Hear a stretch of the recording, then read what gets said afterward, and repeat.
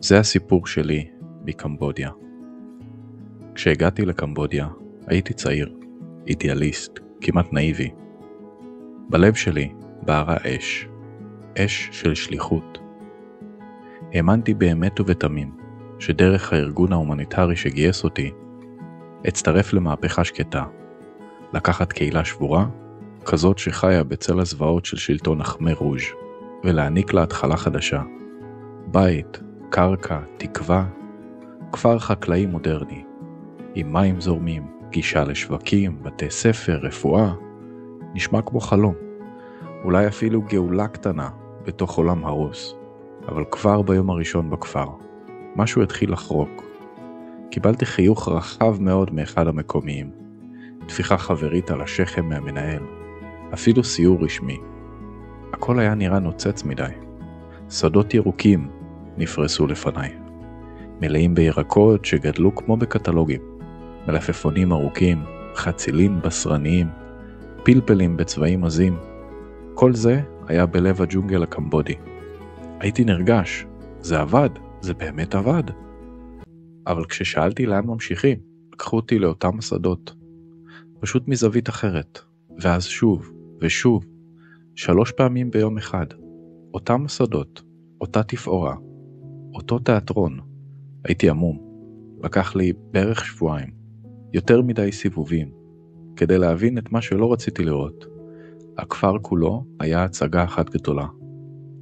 מאחורי הקלעים של הפרויקט ההומניטרי היה דן, הוא היה הבוס שלי. גבר נמוך, לבוש תמיד בגדים חלקים ונקיים, קצת יותר מדי למקום הזה. הקול שלו היה שקט, כמעט לוחש, אבל כל מילה שלו הרגישה כמו פקודה מהדהדת. המבט שלו היה חד, עוקב, לא מהסוג ששוכחים. אנשים קראו לו בלחש פול פוט הקטן, ולא בצחוק.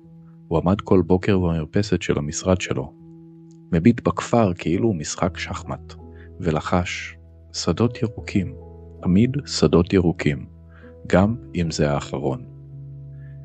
הבנתי שזה לא חלום, שזה שלטון פחד. עבדתי עם עובדים מקומיים, הם היו אנשי מקצוע, כולם בוגרי אוניברסיטה, כולם עם פוטנציאל, אבל משהו בהם היה קבוי, גמור, כמו גחלים קבועים. פים, הראשון, הוא שתה כל לילה. לא סתם שתה, טבע. העיניים שלו היו אדומות כל בוקר, והגוף שלו רעד כאילו הוא נלחם בשדים. ריטר, השני, הוא היה פשוט נעלם כל פעם שצצה משלחת של תורמים מהעיר, כמו רוח. ארואן, האישה היחידה בצוות, לא חייכה אף פעם.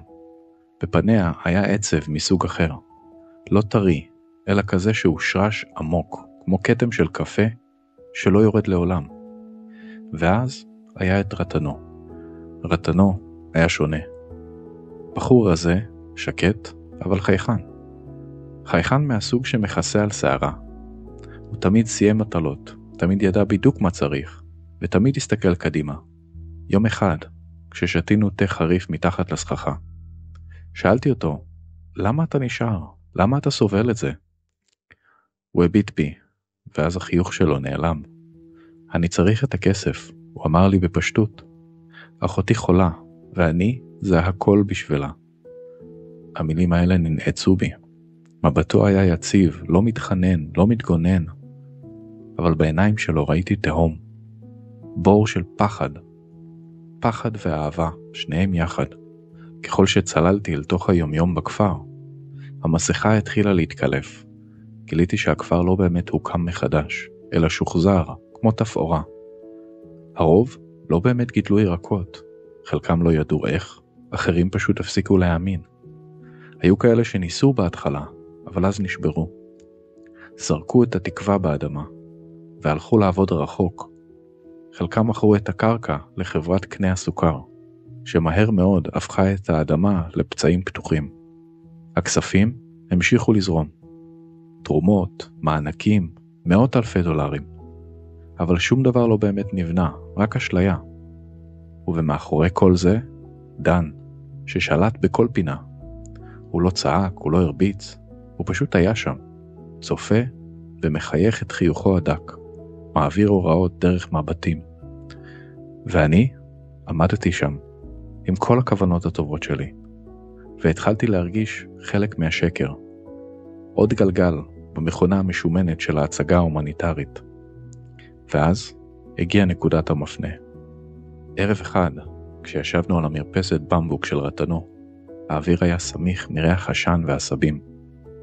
צרצרים צרחו מסביב, כאילו הזהירו מפני משהו שאנחנו עוד לא יודעים. השמש כבר שקעה מזמן, אבל הלחות נשארה תלויה בין הענפים, כמו רשת שקופה. רטנו מזג לנו קנקן אורז מוצס. שתייה חמוצה מרירה כזאת, שמכה לך בבטן. הוא לא הביט בי כשדיבר, הוא רק שיחק באצבעותיו. אך בעדינות גבעו לו אורז יבש, כמו מישהו שמבקש להרגיש חיים בכף ידו. ואז הוא לחש, כמעט לעצמו, אנחנו לא חקלאים, אנחנו פליטים. הוא עצר, ואז הרים אליי מבט, לא כועס, לא מתחנן, פשוט אמיתי, כמו סכין קרה בלב. אתם, הזרים, אתם באים עם תקווה, עם פרזנטציות, עם גרפים, עם תוכניות, אבל אנחנו לא שכחנו איך זה מרגיש לחפור קברים במקום זרעים. לא ידעתי מה לומר.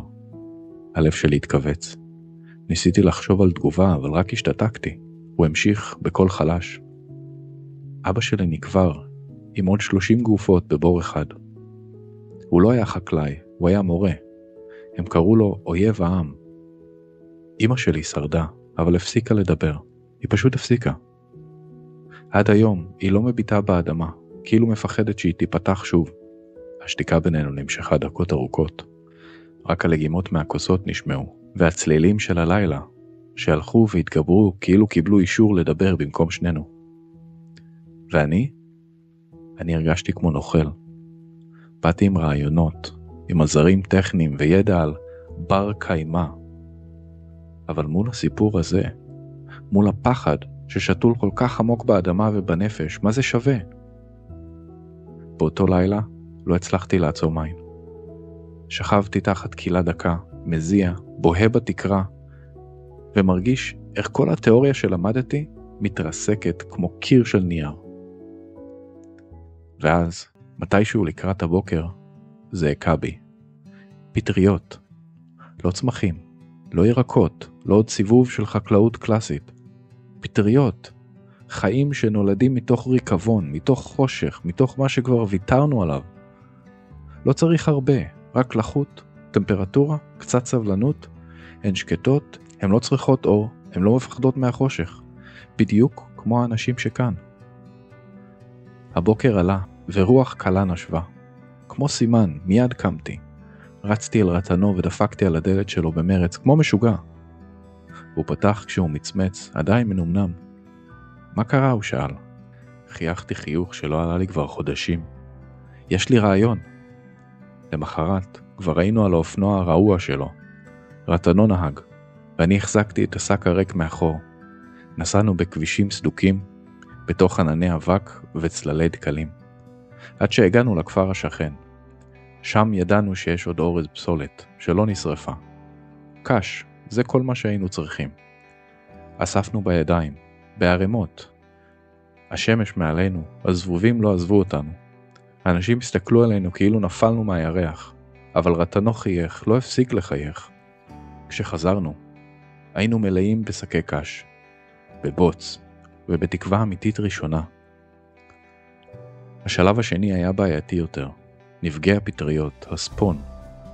זה היה סיכון, הייתי צריך לעקוף את דן שלא ישאל שאלות. שלחתי הודעה לחבר שלי בפנומפן, שארגן לי משלוח דרך מונית ישר לכפר, כאילו זה קופסת תה ירוק. רק כשפתחתי אותה בלילה, במחסן, הרגשתי פרץ של התרגשות, כמו סוד קדוש שמצאתי. השלב השלישי היה למצוא משפחה אמיצה, זה היה הקשה מכולם.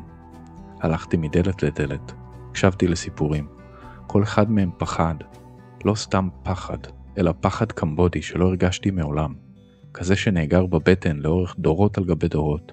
כל אחד מהם זכר מה קרה למי שניסה לחדש, לשנות, לחרוג מהשורה.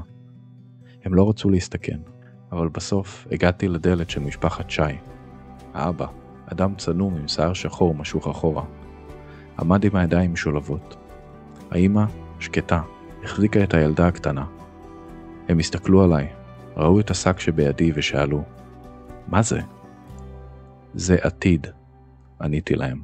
הם לא צחקו, רק שתקו. ולבסוף, האב אמר בקול רועד, אם תיכשל, ייקחו לנו את הקרקע. ודן יחכה לזה. הבטתי לו בעיניים. לא הסתרתי את הפחד שלי. לא התחפשתי לגיבור. אם אצליח, אמרתי, תקבל משהו שאף אחד לא יוכל לקחת ממכם. תקווה. הם הסתכלו זה על זה, ואז הנהנו. בלי חיוך, אבל עם ניצוץ קטן. הניצוץ נדלק איפשהו עמוק בלב, וככה נולד הזרע של המרד. דן שמע על זה, והוא רתח. אפשר היה לראות את זה בשפת הגוף שלו. הידיים בכיסים, הלסת נעולה, והמצח מתכווץ כאילו הוא מנסה להחזיק את הכעס בפנים. אתה תבזבז את הזמן של כולנו, הוא אמר. אף אחד פה לא רוצה את הפטריות שלך. זה מסוכן, הם מפחדים מזה. אתה לא מבין את התרבות שלהם. רציתי לצעוק, להסביר לו שהפטריות הן לא האויב, שהן לא דורשות אדמה עשירה, לא מים זורמים, שהן יכולות לשגשג גם ברפש, גם בצל, כמו הכפר הזה, כמו האנשים כאן. אבל ידעתי שצעקה לא תשנה כלום. לא איתו, אבל למרבה הפתעתי הוא הסכים. חצי חיוך עלה על פניו, כזה שלא נובע מהבנה, אלא מתיאבון סמוי. הוא רצה לראות אותי נכשל, ואז הוא נקט את המהלך שלו.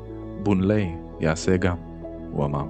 מצביע על העובד הכי מוכשר בצוות שלו. גבר גבוה, שתקן, עם עיניים חכמות וידיים של אמן. שלא יברח לך הקרדיט בטעות, לחש לי דן כשעבר לידי, עם חיוך שחתך אותי כמו סכין. הרגשתי את זה מיד, זה לא רק תחרות, זאת מלכודת. הוא הפך את זה לקרב. בונלי קיבל את אותם המשאבים, אותן ההוראות, ואפילו עבד ממש לידי, ערוגה ליד ערוגה. כל תנועה שלי נבחנה בזווית העין. הכפר כולו התגייס למופע. אנשים לא עבדו, לא זרעו, הם פשוט צפו. זה היה כמו קרב אגרוף איטי, בין הזר העירוני והטכנולוג, לבין אחד מאיתנו, ילד הכפר, החייל של דן. הילדים התחילו ללחוש. האיש מהעיר מגדל פטריות בקמבודיה. צחוק פרץ מאחורי הגדר. בטח יגדל לא נחש, התבדחו המבוגרים. כל פטריה שלא צמחה הפכה לבדיחה. כל יום שהאדמה נשארה ריקה, אני נשארתי לבד. הלילות היו הגרועים ביותר. ישבתי על מזרן במבנה מעץ רעוע. הקש מגרד לי בגב, והלב דופק כמו תוף מלחמה. שאלתי את עצמי, אולי טעיתי? אולי באמת פטריות הם איזשהו שיגעון מערבי? משהו שבכלל לא שייך לכאן. אולי דן בעצם צדק. ואז, שבועיים אחרי תחילת הפרויקט, הגיע טלפון בזמן שהייתי בעיר הגדולה. רטנו היה בצד השני, ואמר, יש פטריות! אני שמחתי תחילה, אבל אז הוא אמר, הם רעילות, חה. הצחוק שלו לא היה צחוק של שמחה. זה היה שחרור של פחד, של לחץ. אבל בשבילי זאת הייתה סתירה בפנים, חזקה. לא דיברתי עם אף אחד באותו ערב. הלכתי הלוך ושוב כמו אריה בכלוב, שקלתי לוותר על הכל, להודות שדן ניצח, לעזוב, להתנצל, לחזור הביתה ולשכוח מהכפר הזה בכלל. אבל כשהגעתי לכפר באותו השבוע, כולם הסתכלו עליי בזלזול, ורק חיכיתי שהגיע הסוף שבוע שאני אוכל לחזור לעיר. אבל באותו הסוף שבוע שהייתי בעיר, ממש לפני הערב, שהשמש זרקה את קרני האחרונות על השדות, הגיע טלפון שני, הקול של רטנו, רעד מהתרגשות. יש פטריות, אמיתיות, לבנות, עסיסיות, עשרות, איך ידעת? בהתחלה שתקתי, הייתי בטוח שאני חולם. פחדתי לשמוח מוקדם מדי. אולי הוא טועה, אולי זו שוב אשליה, אולי הן מורעלות. אולי זו אשליה של תקווה, שזה האשליה הכי מסוכנת. אבל משהו בי נדלק מחדש. אספתי את הדברים, קפצתי על הטוסטוס הישן וטסתי חזרה לכפר. הרוח מצליפה לי בפנים, הדופק שלי משתולל. בדרך רעדתי, לא מקור, לא מפחד, אלא מתקווה. כשהגעתי, כבר היה חשוך, אבל כל הכפר מואר בפנסים קטנים. פנסים של טלפונים, עששיות, נרות, מעגל של אנשים עמד סביב משפחת שי. האמא החזיקה ביד פטריה כמו תינוק. האבא צחק ודמה. הילדים אוחזים בשקיות קש וכולם מסתכלים עליי. רטנו ניגש אליי. אוחז בכתף שלי. עשית את זה, הוא לחש. הם חיות. הן שלנו. ואז ראיתי את בונלי. עומד מהצד, מסתכל על הערוגה שלו, ריקה, יבשה. הוא לא אמר מילה, רק הוריד את העיניים. הכישלון שלו היה הניצחון שלי, אבל לא שמחתי מזה בכלל. כי ידעתי שהמלחמה עכשיו רק התחילה. ודן?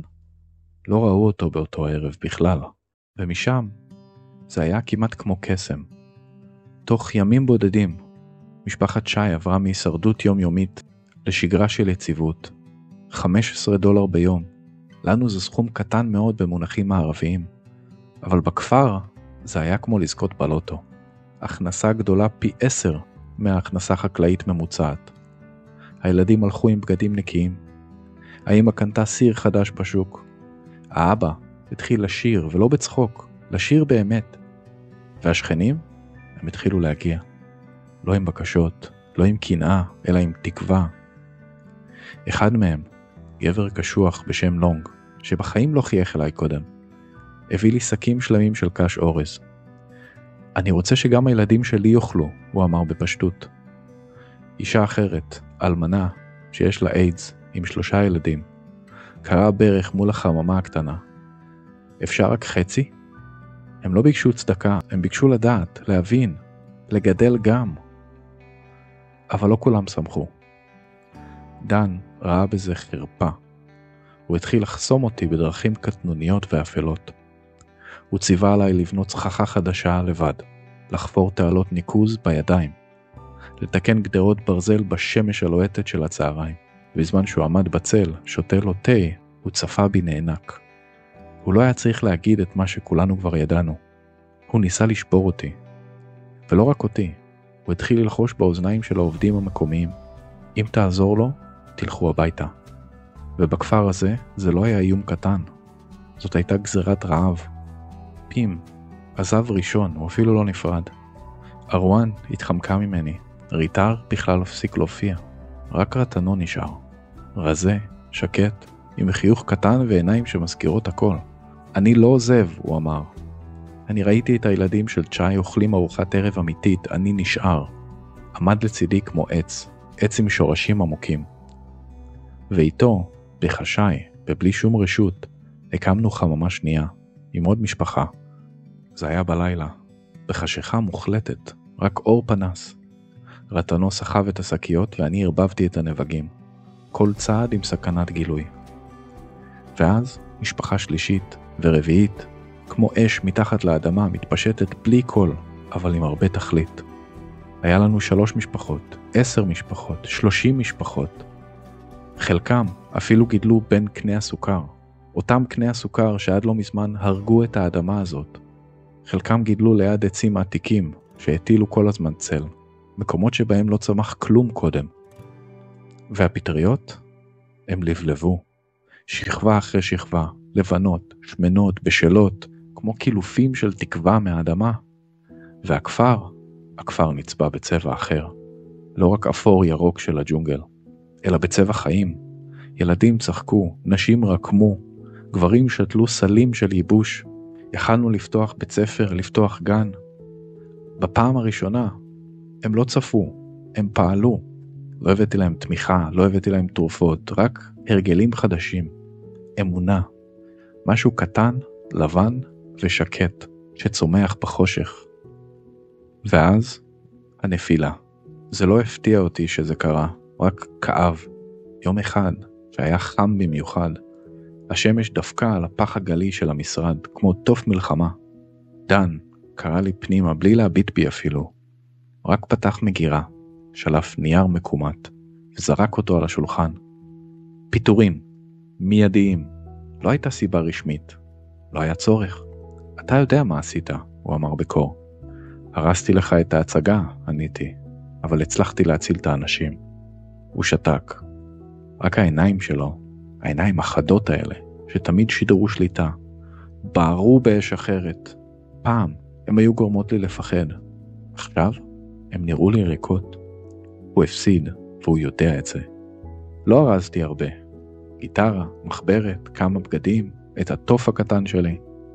חשבתי שאלך בשקט, בלי טקס, בלי דרמה. אבל כשיצאתי מהחדר שלי, כל השביל היה מלא.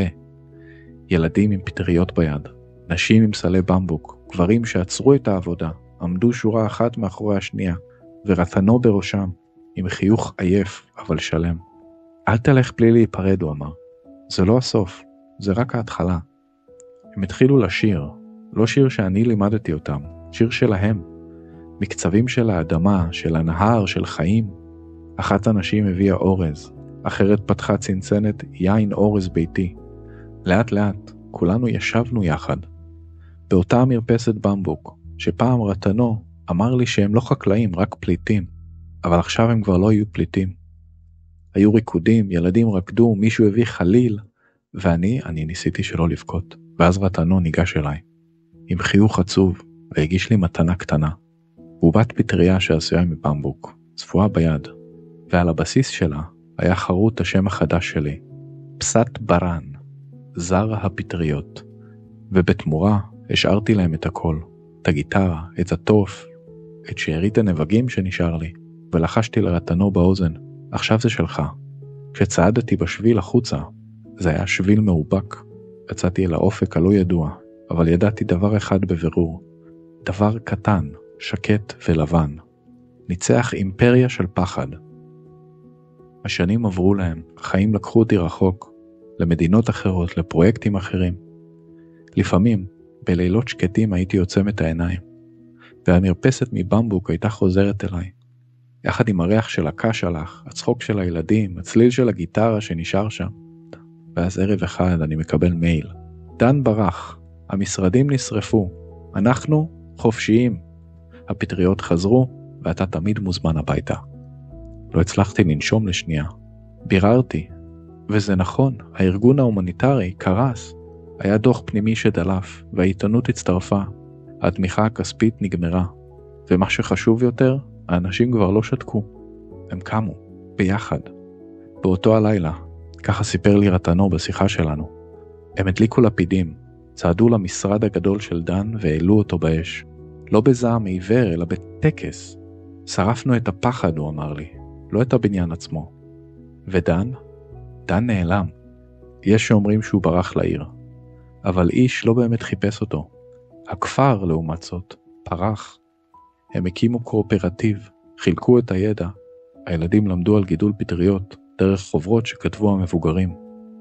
ובכל סוף עונת אורז, אחרי שהשדות מתייבשים והשמש מתרככת, הם מתחילים מחדש. שקים של קש, מים ממוחזרים, תיבות צל, והפטריות יוצאות, לבנות, הגלגלות ושקטות. כמו תקווה שמסרבת למות. ואני לא חזרתי. עדיין. אבל כל שנה, כשמגיעה העונה, אני שם בלב. ואז אני מדמיין את משפחת שי, יושבת שוב במעגל, עם קערה של אורז, יין אורז ביתי וצחוק, ואת רתנו, עם אחותו לצידו, עומד ליד הרמה של פטריות, כאילו הוא גאה בילד, כי מהפכות אמיתיות לא נולדות בצעקות, אלא בשקט, מתחת לפני השטח, כמו פטריות.